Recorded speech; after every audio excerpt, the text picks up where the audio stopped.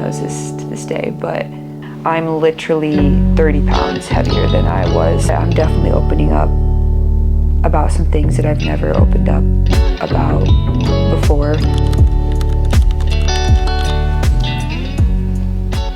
Hello YouTube. All right, we're getting comfy because today I'm going to be talking to you about my fitness journey, where I started, how I got there, my struggles, you know, all of the good things. So firstly, let's start where my love for movement began, and that was at a very, very young age. I played soccer growing up. I did a summer camp where summer camp was so much fun. I honestly reminisce on that so much. I still have a little piece of paper that says most athletic girl award, and I still take pride in that. It was fun, it was competitive. All you cared about was just outrunning the boys, and I just had a lot of fun back then. Then junior high came around and I started running track, which is really where my love for running and lifting began, because I started weight training with the team.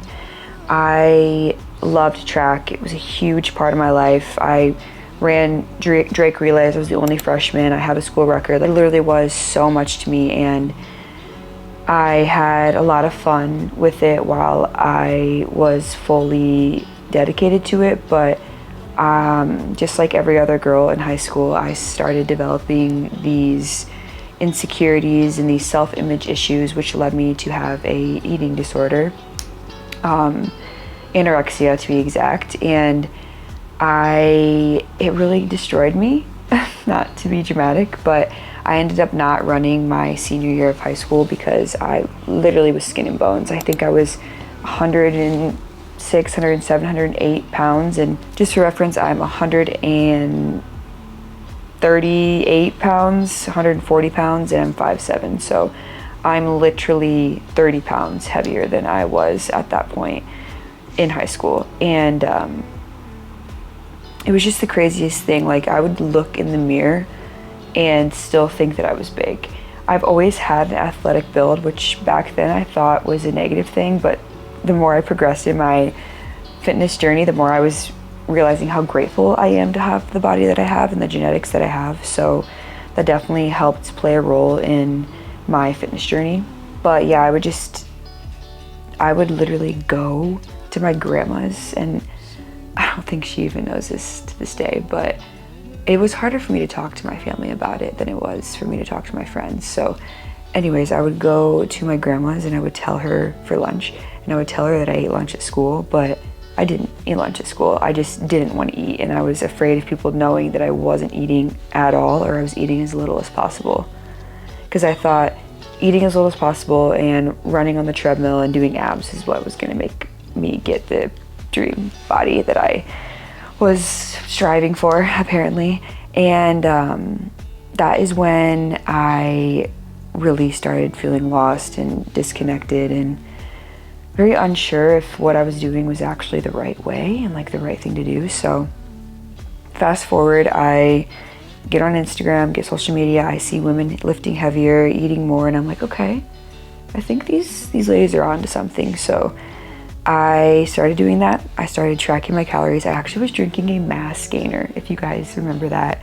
They're still probably out there somewhere, but I think it's like a scoop of protein powder, or like a meal replacement powder, I guess I should say, and it's like 1,000 calories or something crazy like that. So I did that, and I did gain like 20 pounds within a decently short time span.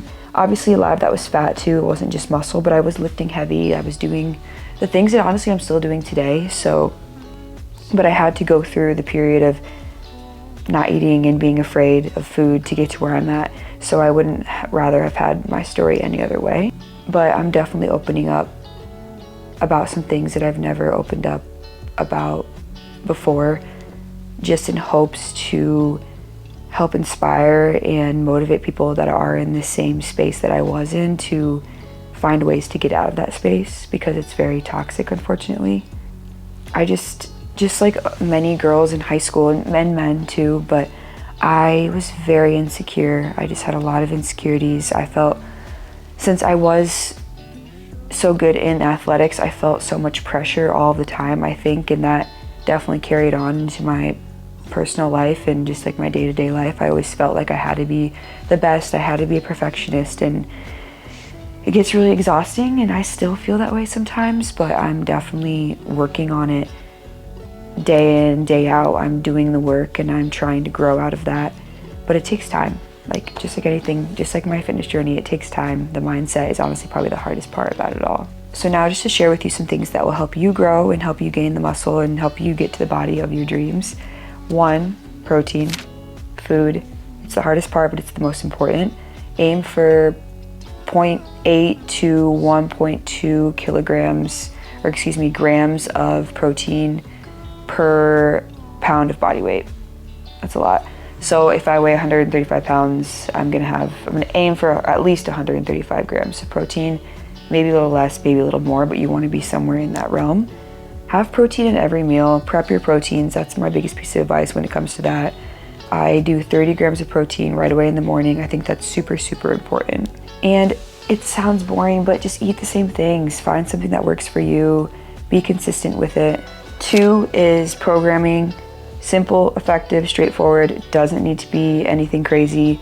Find an effective program that you know you're gonna follow.